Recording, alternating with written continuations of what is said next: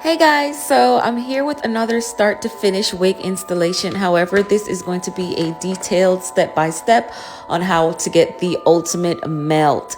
Guys, so the first thing for the ultimate melt, you want to get a flat foundation. So you want to do some small braids, but for me, however, based off their hair texture and how short or long their hair is, that's gonna determine how small my braids are. So for her hair is very fine. It's not too long. So for me, the braids can be a little bit bigger than usual. But however, the braids on the side will be the smallest braids for me in every installation. So the two side braids around her ear is going to be the smallest braids. And that is because I want it to be able to anchor her wig. So today we're using My First Wigs. They sent a wig stand, a wig cap, and some goodies, clips, combs, all that good stuff. Of course, the wig and the wig bag. But today I do have a treat for you guys. They did send over the My First Wig lace glue. So today we're going to be using that to install this wig. So we'll see how that goes. And of course, a little My First Wig VIP with some information on how to get some percentage off. So here we have the wig, guys, and this is a frontal bob. Absolutely wanted to work with this so badly. And of course, their wig, their lace is HD. The wig is pre-plucked and pre-bleached, with all the clips, extra band for to hold the tightness if you want to wear it without a full glue down. So yeah, here, let's get back into the video. And as I said before, you need a flat foundation. So here I am just making sure that her flat foundation is flat. What I do want to insert is that for the first braid, I always go across her nape. So the back of her head, I always go across that with the first braid. And of course, you have to moisturize. I'm using my Jamaican black castor oil to moisturize her scalp, to make sure that when that cap is on, her head is not on fire and itching and, doing what it do. So yeah, so now you want to go ahead and spray some Got to Be Glued spray on her hairline and slick it back while you're blow drying. So you want all her little baby hairs or whatever she has to be slicked back.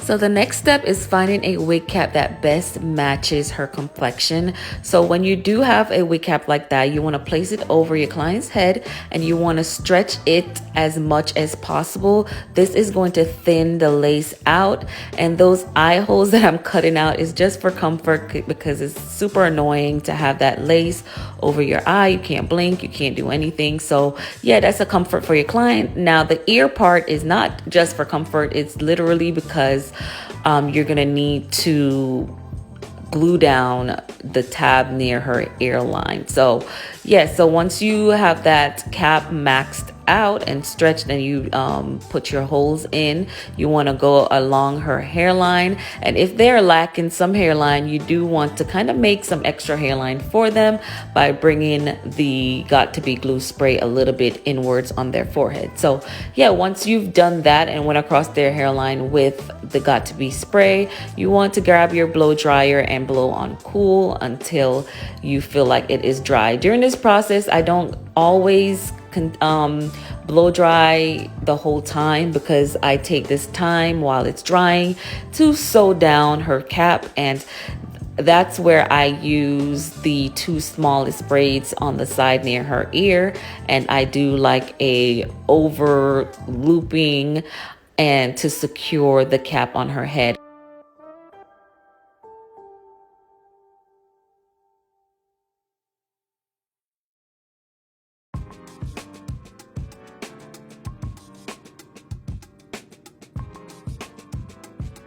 This step is very important to me because once I go around cutting the excess lace off, I do not want the lace to come apart around her hairline or her neckline. So this part is important to have a nice stitch going along the back of her head.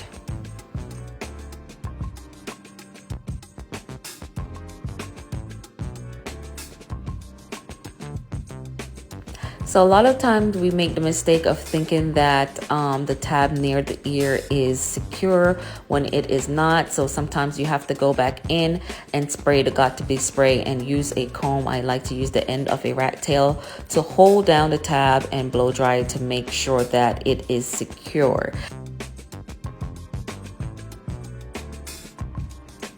Please be careful when cutting around the eyes, guys, and the ears. You do not want to poke your client in the eye with your scissors, so make sure you're extra careful when doing that.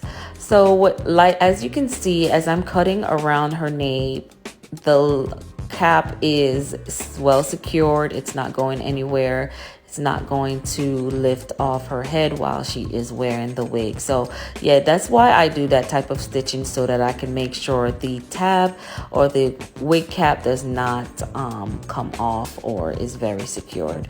So once you are cutting along her hairline, you do want to make sure that you are pulling back sometimes, and it does hurt a little bit, but sometimes when you spray the got-to-be sprayed, it does kind of go a little bit further than you need it to go. But you don't want to just cut along where the got-to-be spray went. You kind of want to still form a natural hairline. So you have to pull it up, and it does hurt. So just say, I'm sorry, my bad, you know, the whole shebang, to let them know, like, you know, you're just trying to make the best of the best for them and to make it as melted and as beautiful as possible. So as I'm cutting along the lace, I'm getting as close as possible to her skin because we don't want any lifting from the lace. So you do need a nice sharp scissors that cuts cap well. You know, if it's a hair cutting scissors, you might not want to use that. You might want to use something that is good at cutting cloth.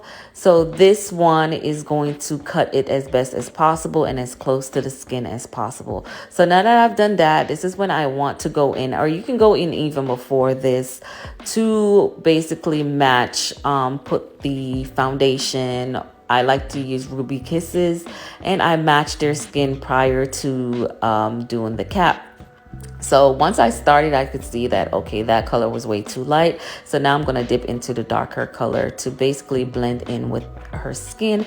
And this is going to help tremendously when it comes to melting the lace to her head. So yeah, you do need to have her cap be as close to her natural skin complexion as possible, so that when you do put the wig on, they are seeing a scalp-like illusion rather than a white cast or her black hair. So yeah, when it comes to lace, guys, lace is very important, and I love working with HD lace because you don't necessarily have to even color the lace itself. If you're working with translucent or medium brown or whatever lace, you do have to go in on the lace with the foundation. But for HD lace or Swiss lace, you do not have to do it, so I don't do it. It just kind of looks natural regardless. So here I am going in with the first layer of my first wig lace glue, and it is a little bit looser than the natural glue that bowl hold or ghost bond or whatever it is, a bit more watery. But once I did place the wig on, it did have a good melt to it. However, working with it was a little bit difficult.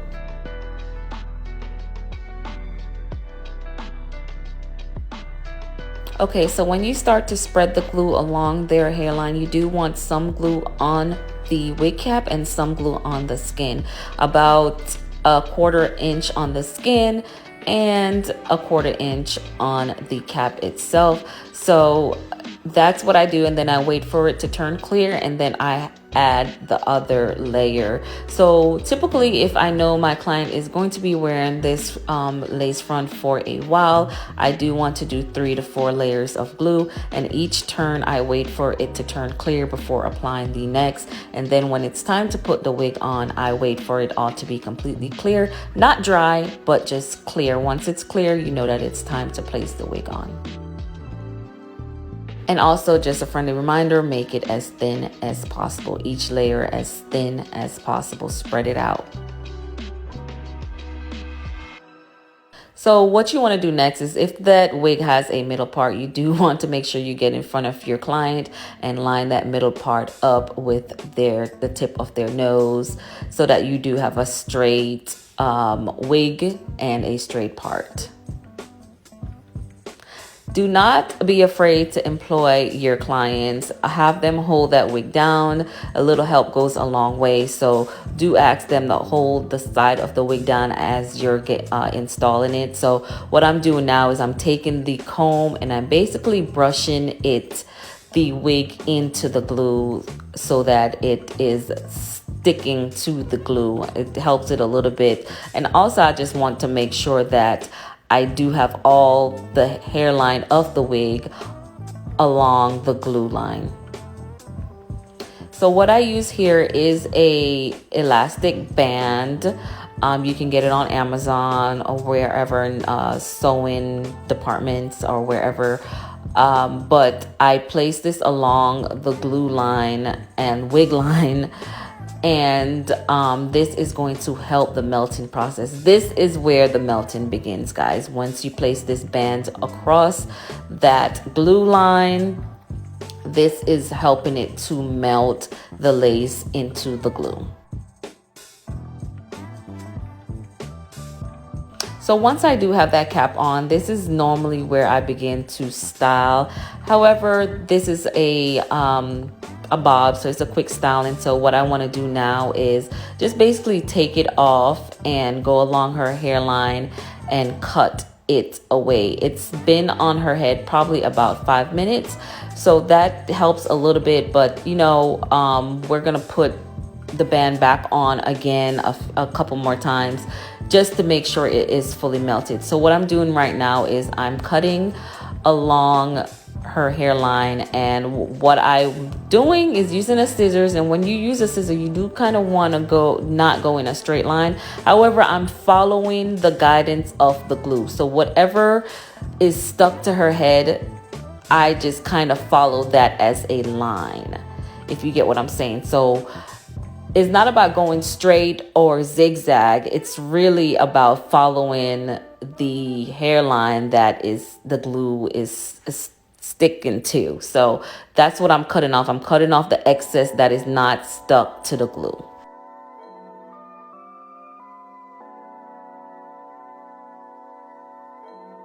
Sometimes it is best to use a eyebrow razor for this part, because it does give it more an illusion of scalp because of how it cuts. It just cuts way better, way cleaner than a scissors. So do practice using that, but it's also easy to cut your client when you're using an eyebrow razor to do it.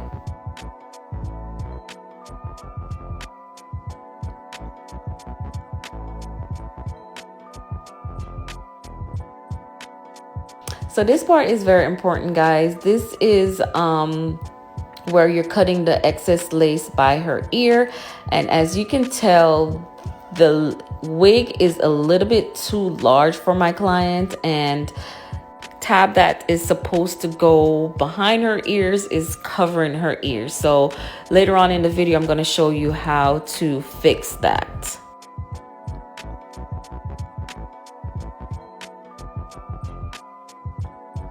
And as you can see, her hair already looks melted in. This is my first wig, and they do send you like a HD Swiss lace, so it's super easy to work with. There's not much work you have to do with this kind of wig. As the name states, it's called my first wig, which makes it perfect when you're a beginner and you just need a wig that's already fully done and that you don't have to do much with. So here I am. I'm going to have to cut into the wig because her head is so tiny, which is not a natural size for most human beings. But her head is a little bit smaller than usual. So what I like to do is I like to cut into the wig. And to my surprise, the once I cut into the wig does not start unraveling. Those wefts stay in place. They don't unravel from the cap once I cut into them, which was surprising for me because I don't like cutting into the wig. But if I have to, I have to. You know, you have to make it look good for your client. So yes, because her head is a little bit smaller, I have to cut along her earline so that it is comfortable for her to wear. So be careful if you have to do that part, be careful when you do that part, because you don't want to cut a lot of the hair off.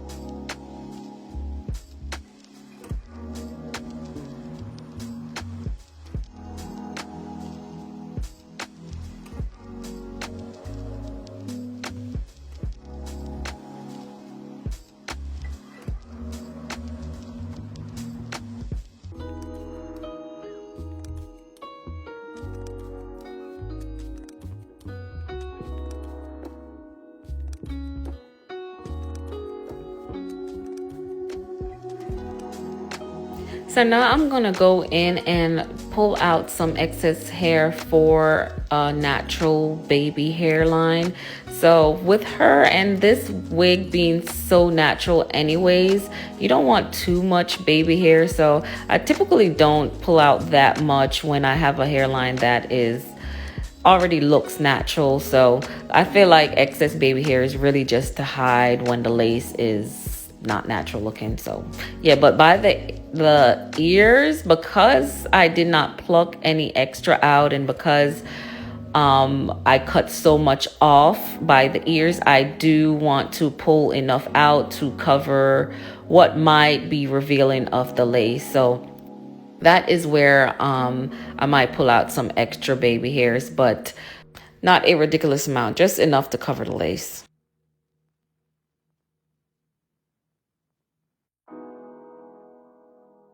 And here I am employing her again. I need her to hold those down. This is gonna kind of straighten the hair some. And when I spray the got to be spray again around it, that's gonna help the lace melt in a little bit more once I put the rubber band around it again. So yeah, that's gonna pull the baby hair forward as well as straighten it to her hairline, and it's going to make for easier when I go to lay them down. So this is where I'm going to go ahead and I'm going to sew the wig down on her head, but first get rid of that little extra tab right there. And as you can see, the wig is way bigger than her head, so I have to cut some of the wig off. Disclaimer, you do not have to do this. This is definitely not a usual situation, but because her head is so much smaller than the wig and she wants it to be sewed down and secure because she will be wearing it for a while. She's not going to be taking it off and putting it back on. So I am going to cut some of the wig off.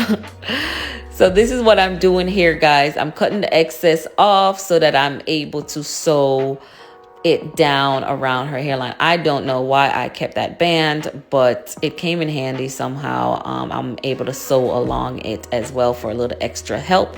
But yeah, go in. I cut it off. Like I said, it's not a usual case to be cutting up the wig like this, but nonetheless, nothing changed about the wig. Like once it is fully cut down, the bob looks amazing. It doesn't look too long, doesn't look too short. It's still enough hair. It didn't get rid of so much hair that it looks like nothing's there.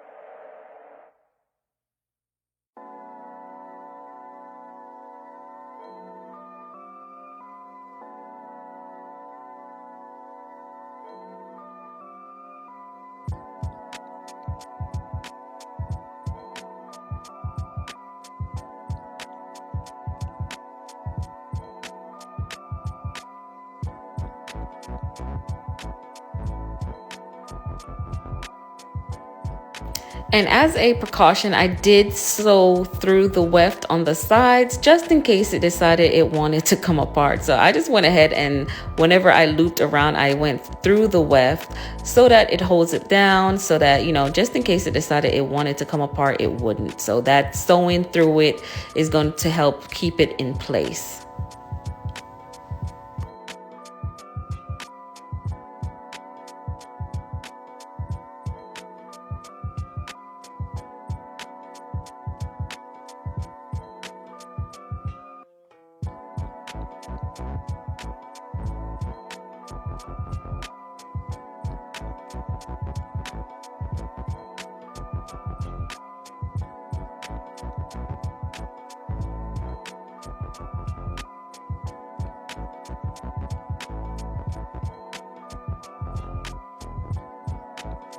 So once you have taken that band off for the second time, this is when you want to unravel those little braids and start to cut your baby hair.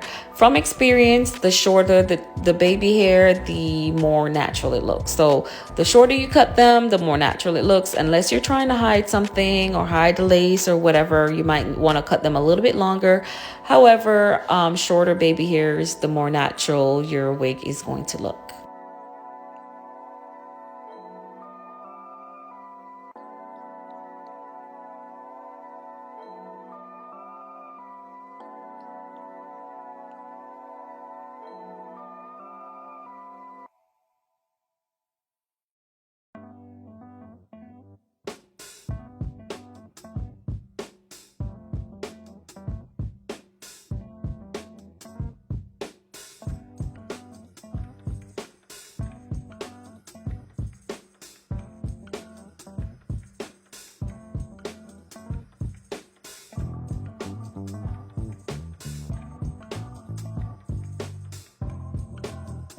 So if you decide to use mousse like I am to lay your baby hair, you do want to work very quickly because the mousse does lift the lace. Even though you've done all that work to get the lace to melt down, once you put the mousse on there, it is going to start to lift.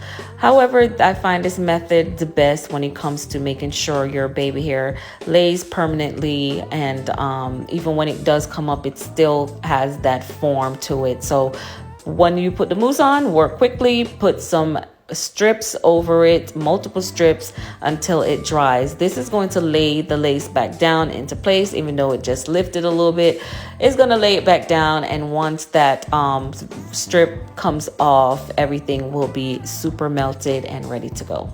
So now that I have the strip on, this is where I want to start styling the wig, and I'm just putting a little bit more curls back into it, straightening it out, and just making it look good. So here I am using a wax stick by Cara Care, and this is going to lay all the flyaways down for a more sleek and presentable look. So this is the final results. As you can see, it does look melted, and that is due to the wig itself, the lace itself, and the application itself. So if you follow these directions, you will be able to melt your lace just like this.